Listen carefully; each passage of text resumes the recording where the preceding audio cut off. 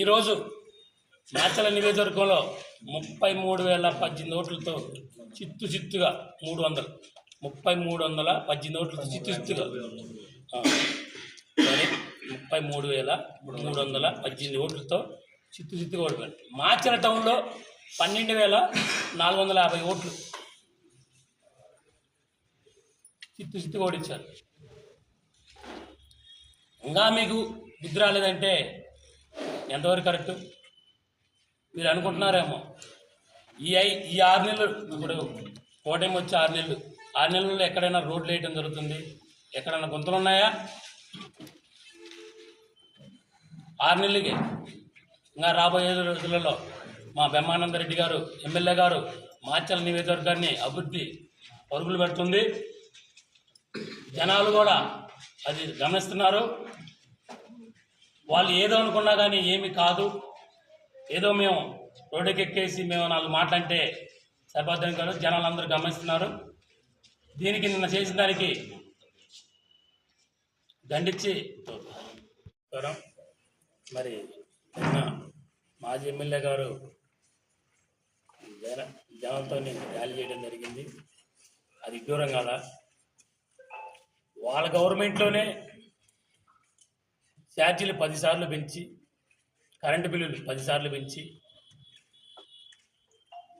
ఈరోజు మళ్ళీ వాళ్ళు ధర్నా చేసినారంటే అది ఎంతవరకు?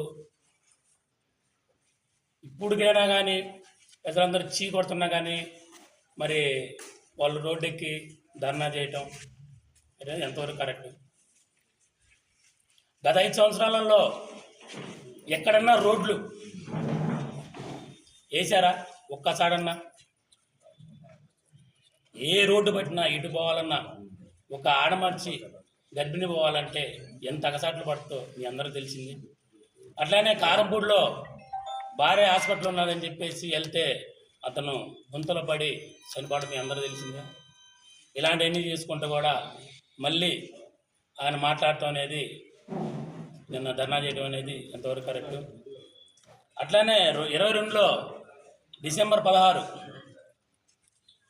మరి నేను ఒడ్ర కులానికి చెందినవాడిని. నా కారు నరి రోడ్లో తగలబెట్టారు. అట్లానే చేయడం జరిగింది. బత్తుల రమణాది ఒక కారు తగలబెట్టారు, 2 నరి రోడ్లో ఒక కారు పగలగొట్టారు. ఆ రోజు అందరూ తెలిసిందే.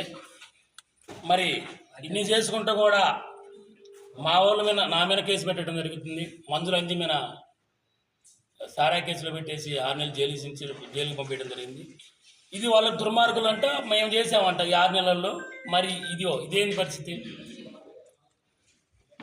అంటే వాళ్ళు చేశారా దుర్మార్గులు? రోడ్డెక్కి కర్రలు పట్టుకొని గొడ్డలు పట్టుకొని నడి రోడ్లలో బజార్లో మొత్తం తిరగటం ఇది ఒకటే. మరి నా కారు చూడు నడి రోడ్లో ఎక్కడ తగలబెట్టారు?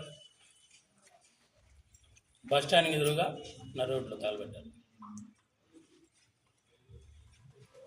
వాళ్ళ మీద అన్యాయంగా కేసులు మేము పెడుతున్నామంట, వాళ్ళ కార్యకర్తల మీద. మరి మా వాళ్ళ మీద ఎన్ని కేసులు పెట్టారు? నా మీద కేసు పెట్టారు. 8 సంవత్సరాల్లో ఎక్కడన్నా ధర్నా చేయించారా? వాళ్ళ మీద రోడ్ ఎక్కించారా?